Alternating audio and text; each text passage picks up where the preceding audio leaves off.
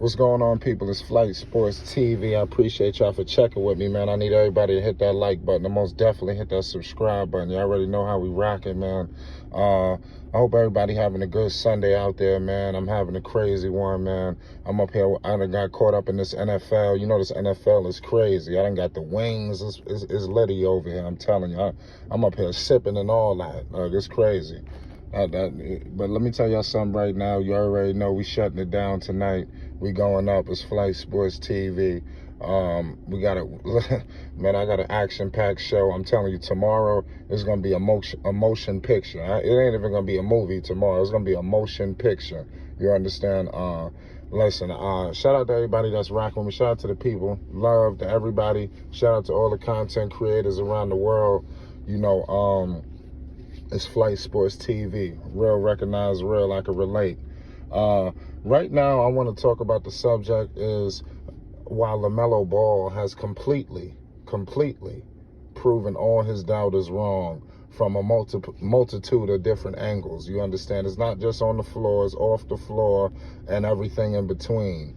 You know, Lamelo Ball has been, you know, thrown under the bus, shitted on as well. You know, look, people don't put Lamelo as one of the guys that goes through a lot of turmoil. You know, they make it seem like it was just Lonzo. It was just even the legend Carmelo Anthony, who's been over the past years, like I would say the last 5 years, I would say Lamelo Ball has been one of the most blackballed NBA players to date. You understand? I'm talking about from the situation back up in UCLA, the situation with the college. He couldn't go back to college. He had to go overseas, which was a travesty. You know, it seemed like it was roadblock after roadblock after roadblock that prevented Lamelo to, you know, to really excel. Not even excel, because he was going to excel regardless, but to really get his just due. You know, the man had to go out to the Drew League, for crying out loud, last season just to show NBA scouts that he was the real deal. I mean, that was a true travesty. I mean, people really need to analyze what happened to Lamelo. That's all. I just want to bring awareness to the table. Hit that like button and hit that subscribe button if you definitely agree with what I'm speaking on. Let's move forward.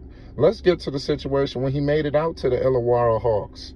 You know, out there in Lithuania, if I'm not mistaken. No, it was in Australia, pardon me. It was a point guard there by the name of Aaron Brooks, right? And I believe at the time when Lamelo got there, Lamelo wasn't even starting. I think it ended up having to be an injury. This dude, Aaron Brooks, I think he either tore his ACL or Achilles. It was one of the other. I think it was the Achilles. Don't misquote me. Somebody verify this for me in the comment section.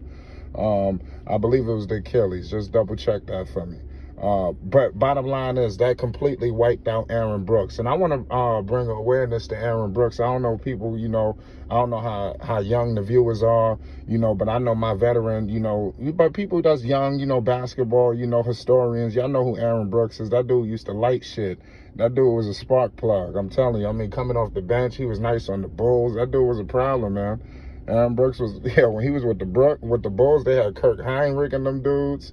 He played with D Rose. I think Ben Gordon and them was out there. Yo, that was a little squad. Tibbs was running and gunning with, no, was he? I don't know if Tibbs was with Brooks. Pardon me. I think that was Vinny Del Negro. Somebody double check that for me too about Tibbs. But this guy, where I'm going with this is Aaron Brooks. He even stated in numerous interviews that when Lamelo got there, he thought he was going to be a prima donna. You know, a guy who was, he even said if it was going to be like this, just remove him from the situation. When he got word Lamelo was on his way out there, he didn't even want to be a part of the squad because he thought that it was going to come with cameras. And, you know, at the time, Lamelo, they doing a reality show.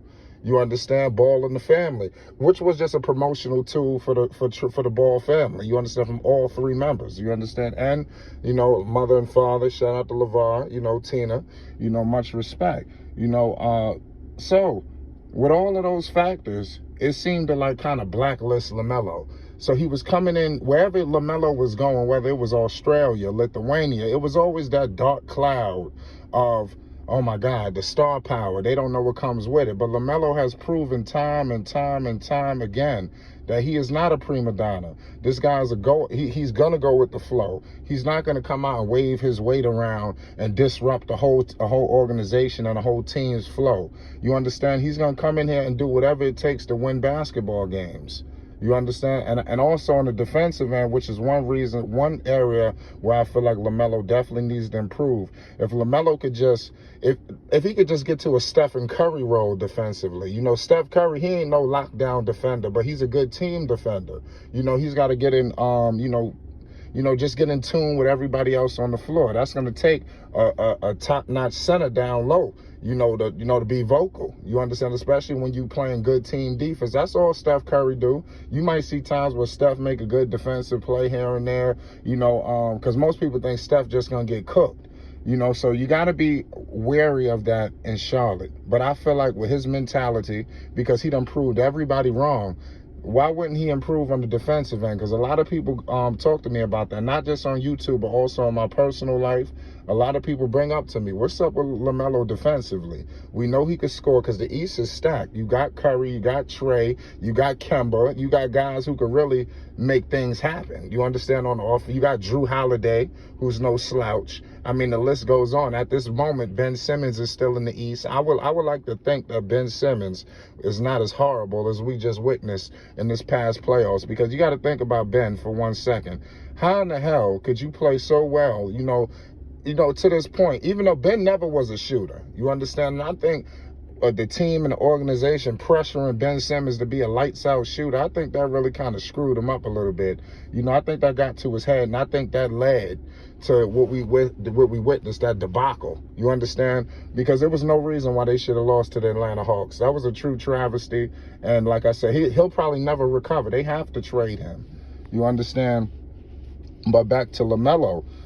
Even the situation right now with the NBA draft leading into the draft, look what the Golden State Warriors did for 1 second. Bottom line, he should have went #1 to Minnesota. That was perfect. You understand? At the time they had D'Lo. I don't know what in the hell was going on, but you know what was so funny? They probably had to harping back on what happened with Lonzo. I'm pretty sure D'Lo had some leverage there, because I'm pretty sure Minnesota didn't know what to do.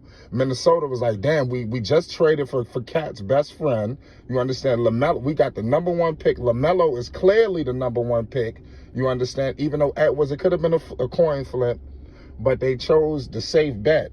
Because, like I said, Russell probably was like, yo, you see what happened in LA? They moved me. They brought Lonzo in. Things didn't work out. So I think he has some of that leverage with the organization why they didn't select Melo. I bet that was his argument. Let's get to the goddamn Golden State Warriors, who completely dropped the ball. I feel like they should have got him. Because another thing I want to say, I don't even see James Wiseman sticking around in Golden State. That's why I felt like they should have selected Lamelo, because you would have had a bigger trade asset, even though that would have screwed Lamelo all over the place. Because if he goes to Golden State, all you hear in his trade room is going nonstop. But he was definitely blacklisted. This is where I'm going. Steve Kerr, it was a silent blacklisting. You understand? Well, he wasn't going to be associated with Lamelo due to the LeVar Ball factor. LeVar Ball's personality is so top-notch, is intimidating to some people. And like I said, Steve Kerr was one of those guys who was just intimidated. I just think it was a true travesty that LaMelo Ball wasn't with the Golden State Warriors, because you've seen Klay Thompson is injured. We don't know what the hell is going to happen with Klay.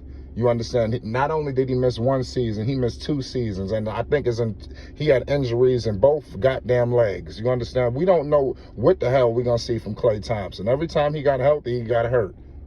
This notion that the Golden State Warriors is just about to come back and just do a clean sweep on the NBA and the Western Conference, I think is a complete total lie.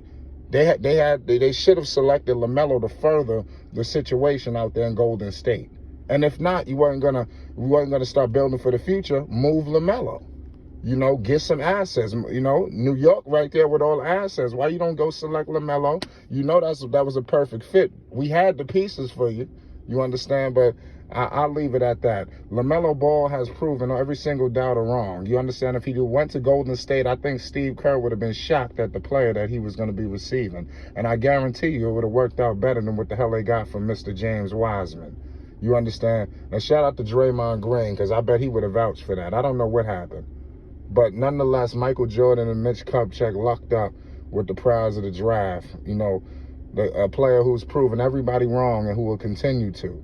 You know, the future, one of the future top guards in the NBA. I would say he's already a top 10 to 15, you know, pound for pound right now. I'm talking about the next 2 to 3. I think we're gonna be talking top 5 point guard in basketball. You heard it here first at Flight Sports TV. Pay homage. Salute. I'm gonna see y'all later on tonight. Y'all already know what it is. It's Flight Sports TV. Shout out to everybody. Shout out to everybody that's rocking with the channel. Shout out to the content creators around the world. It's Flight Sports TV.